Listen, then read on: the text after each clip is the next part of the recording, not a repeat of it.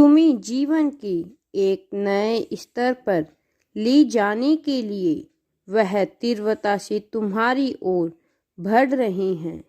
वह अदृश्य फरिश्ते हैं जो तुम तक पहुंचने वाले हैं, जो एक पल में तुम्हें ऐसी सूचना देंगे कि तुम झूम उठोगे।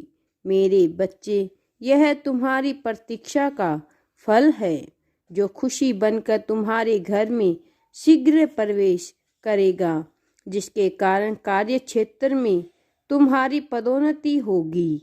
तुम्हारे आसपास के लोग तुमसे अत्यधिक प्रभावित होंगे।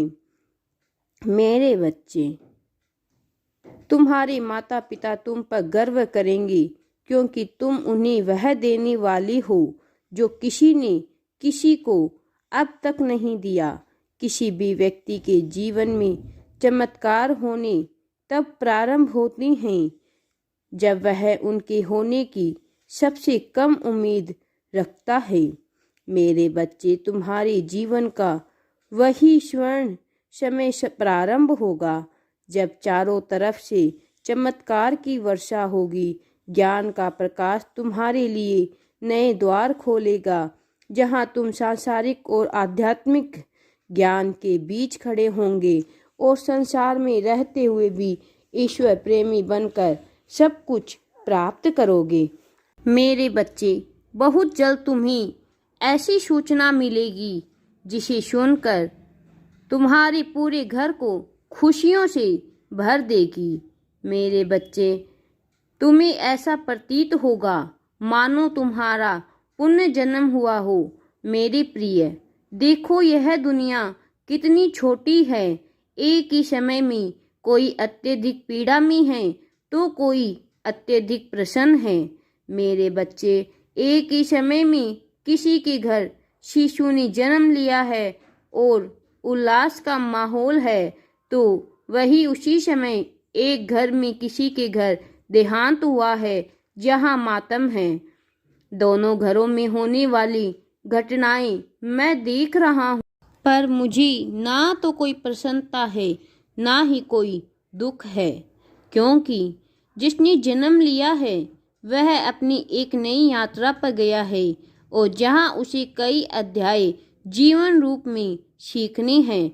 जिसकी मृत्यु हुई है वह कई अध्याय सीखकर मेरे पास आ रहा है।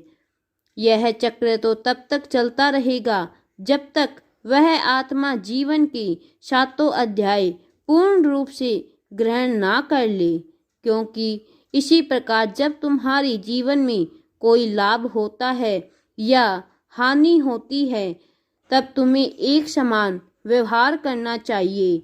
मेरे बच्चे, किसी भी परिस्थिति में अत्यधिक प्रसन्न या अत्यधिक दुखी नहीं होना चाहिए, क्योंकि दोनों ही तुम्हारे जीवन का महत्वपूर्ण अंग है। मेरे बच्चे, आज तुम दुखी हो सकते हो, निश्चित ही कल तुम्हें उतनी ही मात्रा में खुशी भी मिलेगी। यदि आज तुम अत्यधिक प्रसन्न हो हो सकता है कल दुख भी भोगना पड़ सकता है। इसलिए आज मैं तुम्हें एक गुप्त मंत्र दे रहा हूँ। जीवन में परिस्थिति चाहे जो हो, सदैव ईश्वर का स्मरण हृदय में करते रहना। ऐसा करने से जीवन में सुख और दुख दोनों एक समान लगने लगते हैं। जब तुम्हें कोई बड़ी उपलब्धि हासिल हो तो उसे ईश्वर की सेवा समझकर ईश्वर के चरणों में समर्पित कर देनी चाहिए। ऐसा करने से तुम्हारे भीतर अहंकार का वास नहीं होगा और तुम प्रत्येक दिन जो भी अच्छे कर्म करो उसे ईश्वर की सेवा ही समझो। इसी प्रकार जब तुमसे कोई गलती हो उसे भी ईश्वर के चरणों में समर्पित कर स्वीकार करो।